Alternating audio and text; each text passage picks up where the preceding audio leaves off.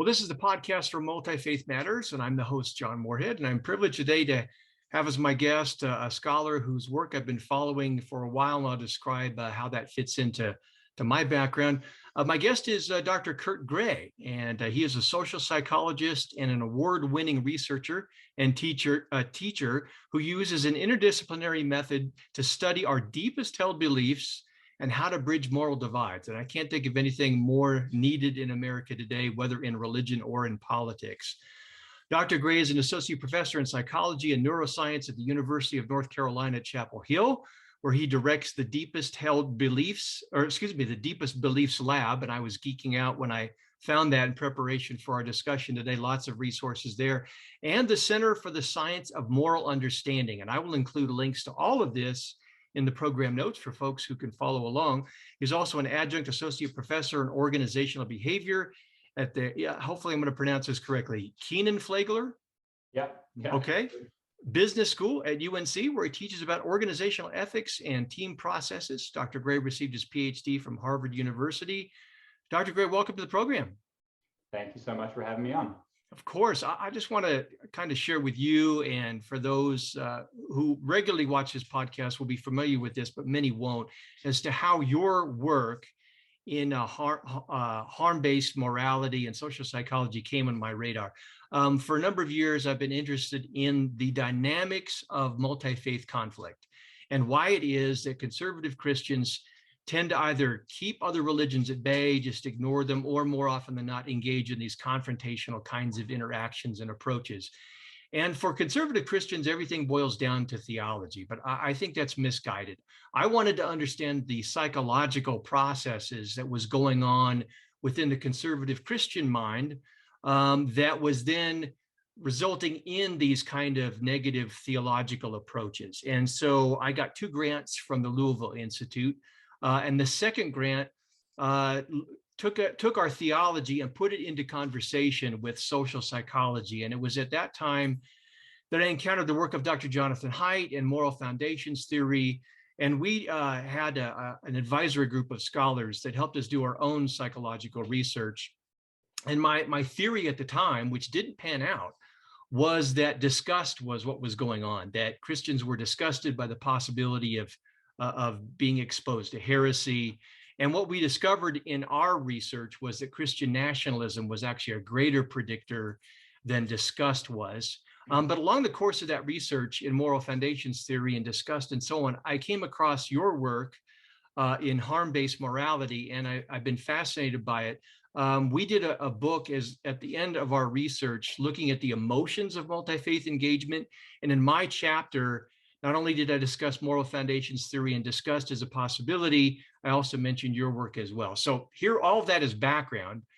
Here we are today. I'd like to begin with a little personal note. How did you personally and professionally get interested in the kind of research that you're doing now? Yeah, it's a great question. And so professionally, I kind of got here by having an advisor who was interested in the problem of other minds. So that's a longstanding philosophical issue, right? Like, you have a mind, you can feel emotions and feel pain, but you don't know anyone else can have experiences, right? It's like Descartes' kind of original insight, right? Like, he knows he's around because, I think therefore I am, right? He's a mind, but there's this kind of like ultimate gap between our mind and those of others, and we're left to guess other people's experience, right? If your spouse says, "I love you," how do you know if they mean it, right? That time, Right. or ever for that matter, right? And so it's a really deep problem, and it also relates actually to a lot of theological things. So proposed 1 grant on discernment, right? The process of discernment as people try to understand God's voice, and it's always filtered through our own psychology, right? Mm-hmm. And so that's ultimately a question of like understanding the mind of God. And so I've got actually a number of things on kind of how people understand the mind of God. But then in terms of my work on bridging divides, I'd say personally, I grew up in Canada, the kind of Texas of Canada, Alberta, some kind of like grew up a little more conservative for Canada, but Canada's a little more progressive for America. And I've got a lot of family. My stepmother's family is from Nebraska, and they're all quite conservative, evangelicals, all of them. And so it was interesting as a kid, we had I had so much in common with them in terms of we like swimming in the pond, we like riding horses around their farm, right? Playing in the barn, right? Like as a kid, everything in common. And then as I grew older and I, hung out more with academics and they hung out more with other evangelical Christians, it was clear that we kind of disagreed on a lot of issues, politically speaking. And I wanted to know, but I always respected them, right? I always respected them. We always had fairly reasonable conversations, but I understood that is not the norm in America, and not even the norm, in even my small bubbles and their bubbles as well. And so I wanted to understand kind of how to kind of better bridge those conversations, not only for understanding America at large and gridlock Congress, but also for having just better conversations with family members, better Thanksgiving dinners. So that's kind of my personal connection. And that kind of one of my forays, maybe this links up to the kind of things we'll be talking about into harm-based morality and politics and religion, was this op-ed I published in the New York Times in 2015, and it was about evangelical reactions to the likely passage of gay marriage. And at the time, kind of mirroring your approach, right, your initial approach on moral foundations theory, people, academics, even kind of more religious folks were like, look, the reason that many Christians are against the passage of gay marriage is because just of scripture or because of disgust. And my research suggests, well, even in things that seem, quote, harmless or victimless, there's still a kind of powerful presence of harm in our minds. And that kind of motivates our moral judgment. And so we ran a bunch of studies that found that even in ostensibly harmless actions, for instance, entertaining heresy, if you're a Christian, right, that people still see harm in those acts, right? See potential victims, see the suffering of children, see the degrading of society in some ways. And so we published this op-ed in the Times saying that, look, there's a kind of constant presence of victimhood in this opposition to gay marriage, right? Perceiving like children as being harmed, families as unraveling. And, whether you agree with that or not, the point is that these perceptions on behalf of evangelicals are legitimately held and authentically believed. And so we got a lot of great emails from evangelicals about this, right? Some pastor down south said, thank you for recognizing my opinions and my perspective. And I'm not just, just inventing this just to piss off liberals on the other hand. Right. And the liberals, for their part, were mostly like, I don't believe it, right? But I mean, this is the entire, right? It's hard to speak to divides, right? Right. But the point was that, well, you should believe it, right? And just because you don't see the harm, doesn't mean that other people don't. And what we argued is really there's a connection between seeing something as immoral and seeing it as harmful. And if you see it as immoral, then you see it as harmful, and vice versa. And if you don't, then you don't. But the important point is, like, you have to recognize those other perceptions.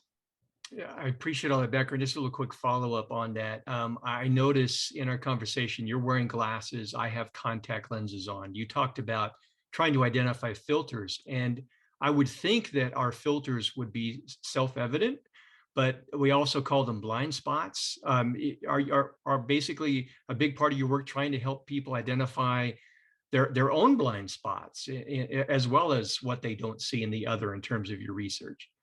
Yeah, I think that's a really nice way of putting it, right? Our minds are full of biases, right?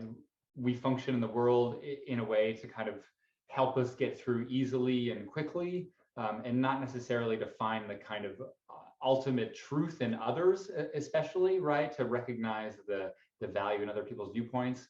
And so we're blinded in many ways about other people and their perspectives. And so my work does try to reveal, one, the kind of truth that other people have that you might not realize, and ways to appreciate that more fully. Now, your work is in, we've been talking about harm-based morality. For those who've never heard of that concept, can you define it and unpack it for us? Sure. It's a pretty simple idea, which is that when our moral mind makes judgments, those judgments are ultimately grounded in harm. And so, give you an obvious example. So if you see someone abusing their kid, right, or kicking their dog, we think that those actions are harmful and also immoral, right? They're immoral because we see them as harmful. And that's uncontroversial with a lot of things, right? 95% of the laws in America are built to guard against harm, theft, assault, abuse, whatever, right? Fraud, those are all that kind of harm. But the idea of harm-based morality is that kind of like harm-based core of morality, things that we all typically believe are immoral and harmful, that extends more broadly, and that all of our kind of moral judgments are ultimately grounded in harm. And of course, there are other things that matter as well, right? Questions of, you can say theology or family, right? Other values, but even those other values are ultimately kind of further grounded in harm, right? So if scripture says to do something or don't do something, right? It's often understood that's not just like God saying that by fiat, right? But instead God saying that to protect us from harm or guide us to in a more kind of beneficial path, right? And so all those things ultimately come together in harm. And the nice thing about it is if we all have it, we can all ultimately make sense of moral differences because, right, we all ultimately have the same kind of common currency, right? You travel to Greece, you need to buy something, right? You can exchange your money, right? We all have an exchange rate. And so the idea is that harm is the kind of like common currency of morality. No matter what values you hold, you can kind of exchange those values through harm. In preparing for our conversation, I worked my way through various journal articles that you've written over the years and pulled out some questions. And coming out of what you just said, it would seem to me that one of the challenges that we face in this is defining the term harm. You refer to it that it's best understood as spanning an intuitively perceived continuum. How does that definition and that continuum play into harm-based morality? Yeah, it's a good question. I think that the simplest way of understanding harm is that it's really a pairing of two people. So it's not stubbing your toe. It's not right hitting your head when you get up in the night, although that, it's harmful, but really it's this kind of interpersonal harm. So one person harming another, a victimizer and a victim is kind of like the psychological model we have in our minds. That's what harm is for morality. And the intuitive part is it's not something we generally have to think about really hard, right? You don't have to look at someone kicking their dog and think, oh, like I wonder if there's a victim here, and I wonder if there's a victimizer, right? You just see the dog yelping and a man like gritting his teeth as he's kicking, and you just think that's harmful and that's immoral. So the intuitive part's important because a lot of research in morality has revealed that our moral judgments are really kind of like almost emotional, right? They are made quickly and without a lot of consideration. And so our perceptions of harm are that way as well. They kind of mirror morality. And then the continuum part, I think, is also important.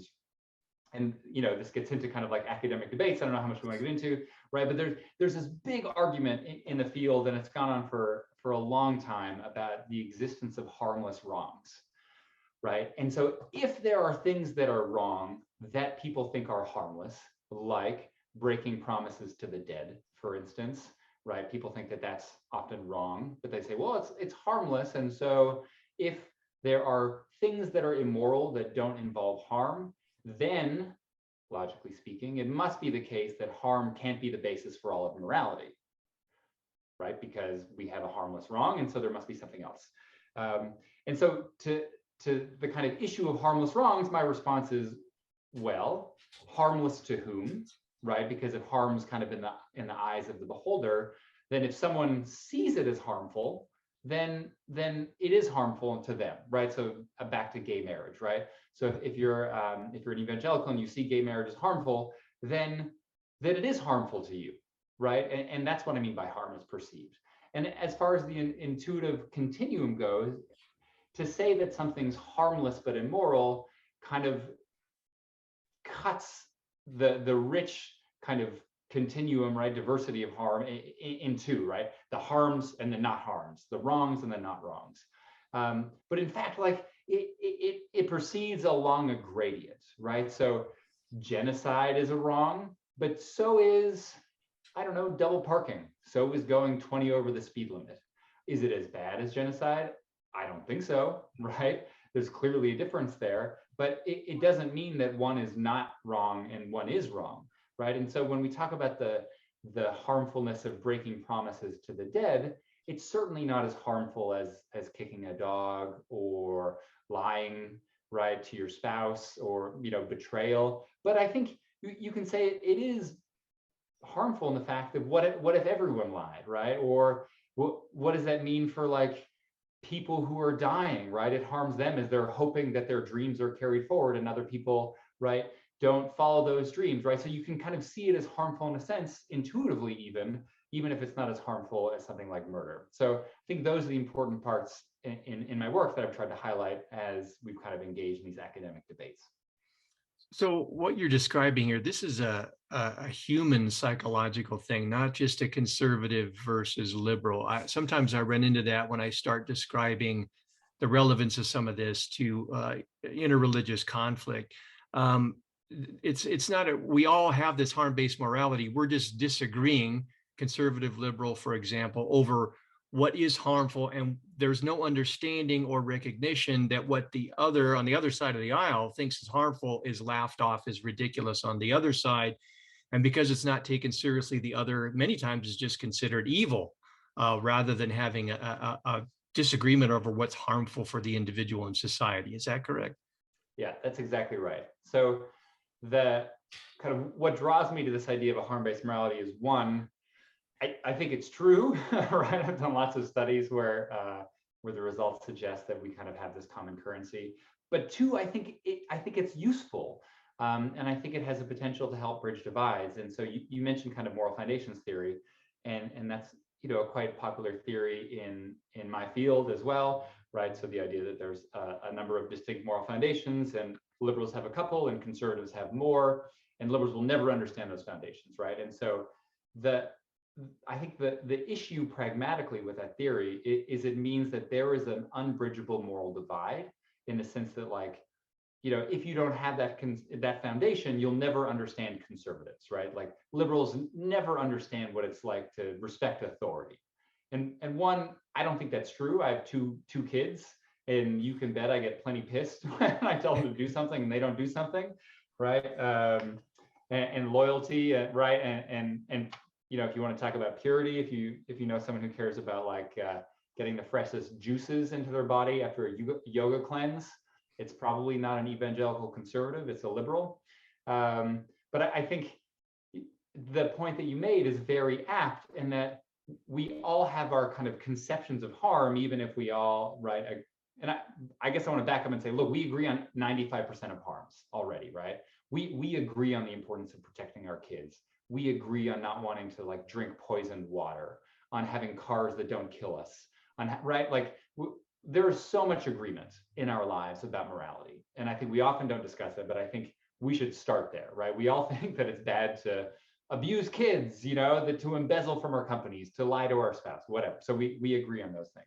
But when we disagree, I think we often, as you say, neglect the legitimate assumptions of harm that people make about those things. And so if you're an evangelical, you probably believe in something like an immortal soul, right? And the existence of an afterlife.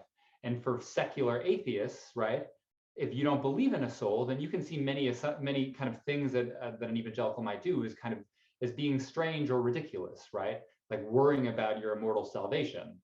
But like if you believe in a soul and you think that soul persists for an eternity, Pascal's wager, then it makes sense to safeguard that soul and those of your children's forever, right? So I think once you recognize that all morality is based in harm and people make different assumptions about that harm, then you're not as much arguing about who's evil, but about the assumptions that people are making about what is or isn't harmful. And then if we're arguing about these kind of assumptions, then it's more of an opportunity to learn and discuss our kind of, where we're coming from, and not saying that like, well, you're evil and I'm not. And so my hope is that, again, pragmatically, that understanding this common currency will help us better bridge divides. Could you say a little bit about the relationship between harm-based morality and moral foundations theory? Are you saying that they have a relationship, or that moral foundations theory is an inappropriate way to understand the psychology, and harm-based is kind of a wholesale alternative? For those who are more familiar, perhaps, with Jonathan Haidt and his colleagues and their assertions, and their body of work? What's the relationship there? Yeah, it's a good question. And Height and I have had a number of debates about this, both in print and in person. And so I think there are maybe two ways of thinking about it. If you think about moral foundations as just an interesting description of some values, and some very specifically understood values that liberals and conservatives might disagree on, then I think they are compatible theories, because my theory is about the kind of the underlying basis of the moral mind, right? Kind of cognition, and moral foundations theory is about kind of describing the world. But and some kind of variability, some differences that might exist. But even then, I think that some of those foundations are not measured well. So, for instance, if you are going to measure loyalty with questions about respecting what your pastor says, caring about your particular sports team, or worrying about kind of what someone does with the American flag, those are about loyalty, absolutely, but they're kind of designed in a way to really tack more conservative concerns about loyalty, right? One could imagine designing those questions to be about loyalty to union leaders, or to the words of Martin Luther King Jr., or right, a number of ways that you could kind of make it a little more left-leaning, and then you would come away saying, well, it's actually liberals that care more about loyalty. You could say the same thing about authority, right? So that there's ways in which the kind of framing of those foundations is skewed in a way that I think misrepresents kind of the divide between liberals and conservatives. But I think the idea of a general harm-based morality is consistent with the idea of kind of like looking at various ways that liberals and conservatives might disagree. If you think of moral foundations as like cognitive foundations, as John's written, switches in the brain, right? Kind of these modules, then I think that I firmly disagree that there are those things in the mind. So there's no good evidence that there are foundations, as kind of John argues in his more essentialist terms, we could say, right? That there are these like things in the mind, and like if they're switched on, then you care about purity, and if they're switched off, then you don't, and culture switches them on and off. We don't have those kind of like separate circuits or separate little modules in our mind. Instead, we kind of have these like distributed kind of general psychological models of the world, and those models are based on harm. And so we have lots of other work that shows that, if you think that loyalty is an important moral value, you link it to harm. And harm is the kind of active ingredient that turns a value, and there's lots of values, punctuality, industriousness, right, respect, whatever. I could name 100 values. We could spend the whole thing this hour naming values, but if you moralize those values, it's because you link them to harm. Okay, that's helpful as I continue to rethink this. I started with Height, and always willing to rethink my understanding of things. I mentioned when we started some work that I had done with a grant, some research in psychology that began with the idea that purity was of great concern to conservative Christians. I certainly still think that is the case. And with that, oftentimes I see anger and fear, particularly for conservative Christians in relation to particular religious groups more than others, Muslims, atheists. If you look at the Pew Feelings Thermometer and about how evangelicals feel about other religious groups, those tend to relate to come down on the bottom of the scale. How does harm-based morality relate to those kinds of concerns for purity? Yeah, it's a good question. Purity is it's a funny foundation. It's a funny concept. We actually have a big paper under review right now, kind of suggesting that the concept of purity is kind of ill-defined. It's a grab bag of things that you can just throw in whatever doesn't seem to fit in other things. So sometimes purity is defined as very specifically about, let's say, the kind of like soul, right? You're like tarnishing the soul. If you sign a piece of paper to sell your soul, that's impure. But it's sometimes also about sex, right? Having underage sex, that's seen as impure. Sometimes it's about just immorality, right? The impurity of sin, right? Sin in itself renders someone impure. But sin is just a synonym for immorality, right? And so if you understand purity as just being something that's immoral, well, then it's not about purity, it's just about immorality, right? And so it's this weird chimeric shifting construct. And what we find in our studies is when we assess kind of worries about impurity, they are correlated about 0.9, which is basically perfect, right, for a study, with concerns about harm. So why are you concerned about rendering your soul impure? Well, does it make you go to hell? Does it make you become a terrible person, right? Does it turn you into someone you don't want to be? Does it harm your children? Does it harm your community?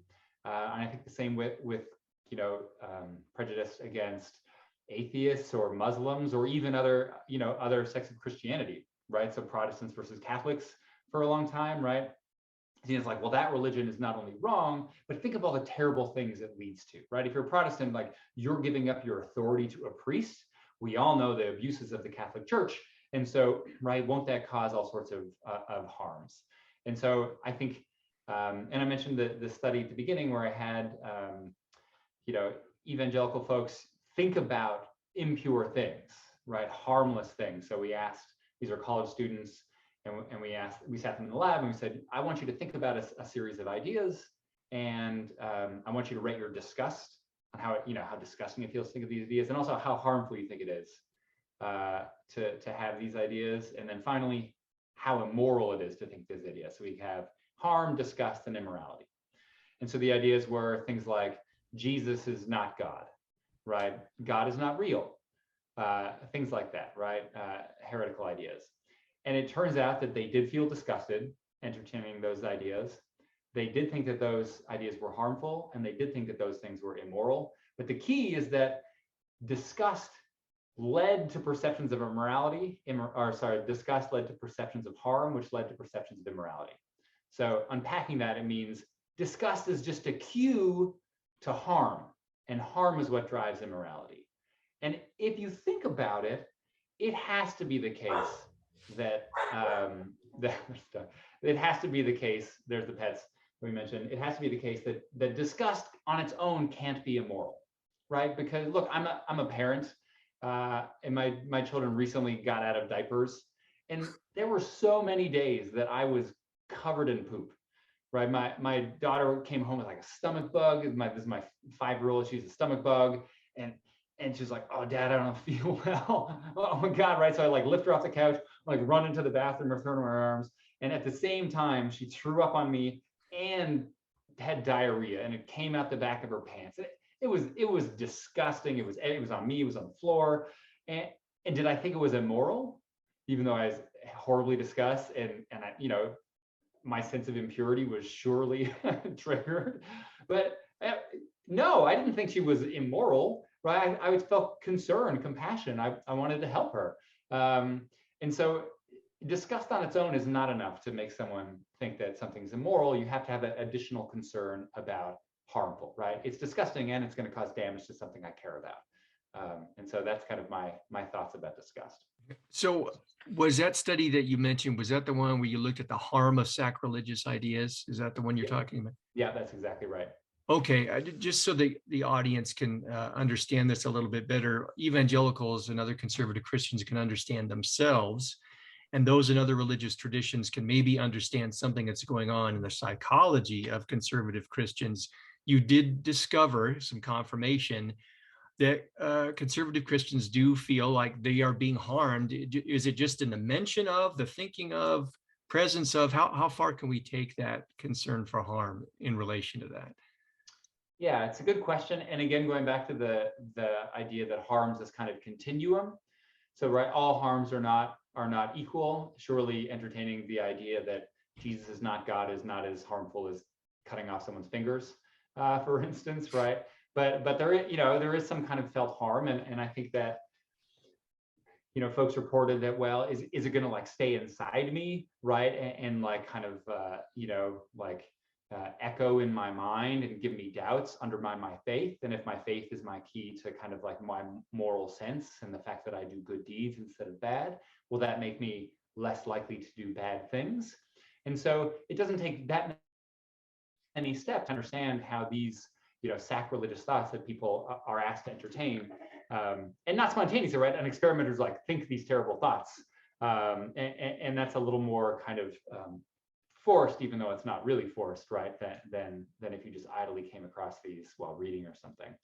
But I think there is truth in the idea that people feel kind of harmed, kind of entertaining these, right? Or, the idea of not being able to raise your kids in your religious tradition, right? Like that seems harmful too, right? Because again, if you link your religion to morality, it connects, and you link morality to not doing subsequent harm, right? So having values that support your family and make America better and so forth. Just so that we can kind of understand the dynamics that's going on here and maybe rehumanize each other in the process. I think many times when we disagree with others over politics and religion, the way it's understood by the person on the other side, well, that person's they're just prejudiced, they're just bigoted. And there may indeed be prejudice and bigotry going on, but is it correct that there's a broader dynamic? The human mind has this us versus them dynamic.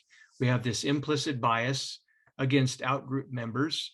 And when we perceive harm, in part, a prejudice may be a self-defense mechanism. Maybe prejudice itself can be understood on a continuum as well. Are these kinds of dynamics in play? I'm just trying to help us. We tend to look at the black and white. I disagree with that person. They don't like me, therefore they're evil and bigoted. But there's other things going on. Yeah, it's a great point. And kind of no matter who you are or what your beliefs are, we have a powerful urge to clump the world into us and them, as you say, right? And us means we are true, we are good, we know what's going on, right? And them is the opposite, right? They don't know what's going on, they're not smart, they're not wise, they're immoral. And so, and there's all sorts of processes that, right? Those things, those beliefs in us and them serve multiple functions. So one, it makes you feel good about yourself, right? And we all have a need to feel good about ourselves, like implicit self-esteem. If your thought was like, our group kind of sucks, right? And their group is great, like that's not a great way to go through life, right? It's like, it's hard for humans to not to feel good about themselves and their groups. And so we feel good about our groups because we want to feel good about ourselves. And we feel bad about others who aren't in our group because we also want to feel good about ourselves.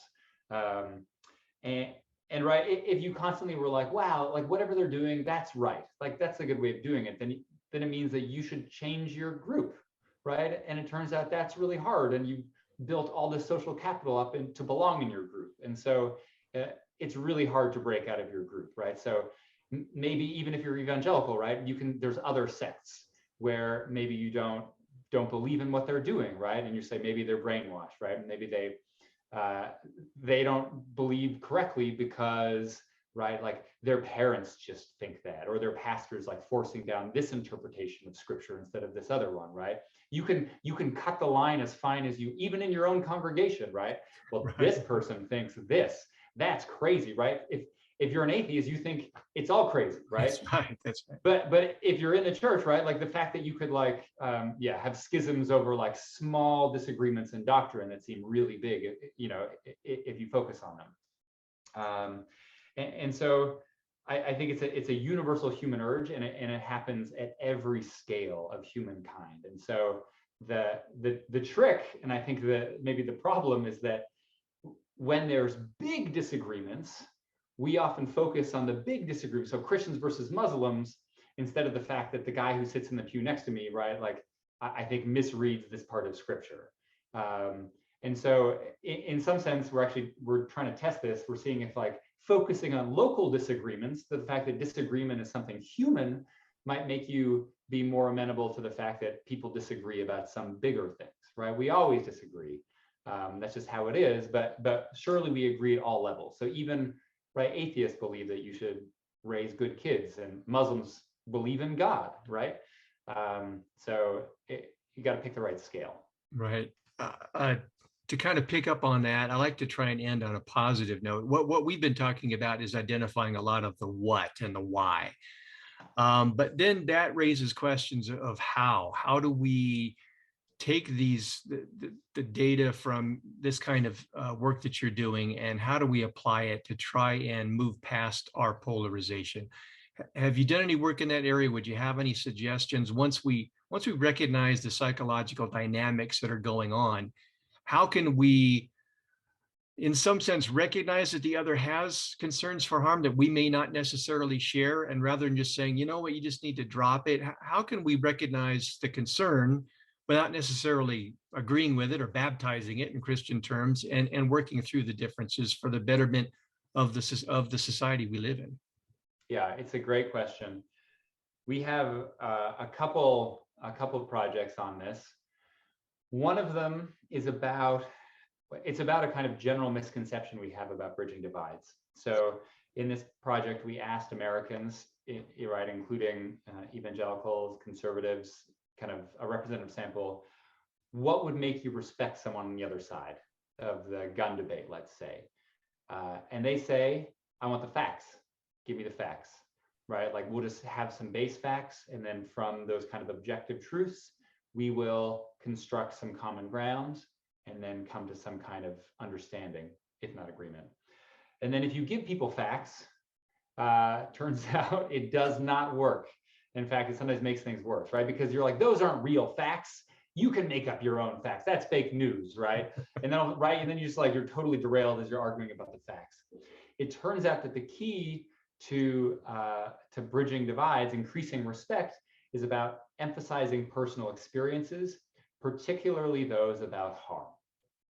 And that is because we all understand the importance of avoiding harm, and we all understand that other people are motivated to avoid harm. And so if I have a view that you think is not rational because of your assumptions, right? Let's say I'm pro-gun control, you're pro-gun, right? And you say, why don't you want a gun? Don't you want to protect your family, right? That's dumb. And I say, why would you want a gun? Like, do you want your kids to shoot themselves when they find it, right? And so starting that, that conversation there is not going to end well. But it turns out that if we first share stories about how we've been impacted, perhaps by guns or any issue, then it provides a kind of common ground for us to say, well, the other side's rational, and they care about harm. And so we have a bunch of studies. This paper's been downloaded about 100,000 times now, that show that if you just kick off something with like, look, the reason that I believe the way I do on guns is because, I had a friend who got shot in a school shooting, and that just really stuck with me. Or if you say, look, the reason that I'm pro-gun is because someone broke into my house when I was little, and my mom defended herself with a gun. And it's just really important to me because I think it helps protect my family. All of a sudden now, like, you're human, I'm human, we understand the harm that we're kind of perceiving, and that provides a kind of a stepping stone. And there's actually lots of organizations that kind of swap stories or provide those kind of understandings of harm. Relatedly, I think it's important to kind of find balance. And even just if you're just recognizing that the other side just legitimately perceives harm, even if you don't agree, right? You say, I have a hard time kind of understanding how you might think that, right? Because these are my assumptions. But if I kind of believe the things that you believed, then that makes sense, right? And so I understand that you're being rational. And so I guess to kind of like bring it back, part of the issue is you think the other side is irrational, right? They're not smart for believing what they believe. But people are rational in their kind of sets of beliefs, right? Like maybe you think it's irrational not to believe in God because of the majesty and glory of the natural world, whatever, right? Maybe an atheist thinks it's irrational to believe in God because, right, he never comes when you call him, right, to visit. And so, right, there are these like divides and kind of like what we think is like broadly rational. But once you think about like, look, people have different beliefs, people do act rationally within those sets of beliefs, and you have to understand that. Fantastic. Now, those studies that you mentioned, are those available on the website for Deepest Beliefs Lab and the Center for the Science of Moral Understanding, or are they elsewhere? They're on the Deepest Beliefs Lab. I don't know if the paper is kind of like really salient. I'm happy to give you the web address. It's open access, so it's downloadable for anybody on the journal website as well. Okay, fantastic. Yeah, I will follow up with you afterwards, and we'll make the links to everything available in the program notes. I tried to ask questions that would cover the broad bases in a short period of time. Is there anything that I missed that you would like to say, to get out? Um, no, I think we covered a lot of ground. We Yeah, we could have. probably talk for hours. Yeah. We could. Well, great. I hopefully I find this fascinating. I continue to poke around your websites and look at your papers. In fact, I just got an email this morning about some of your work with colleagues in intellectual humility, which is another area where I have been doing some research and applied for another grant. So I may be in touch with you about that as well. But I just want to thank you for taking the time for the work that you do and helping the audience understand the significance of harm-based morality. Great. Thanks for having me on. It's been a blast. My pleasure.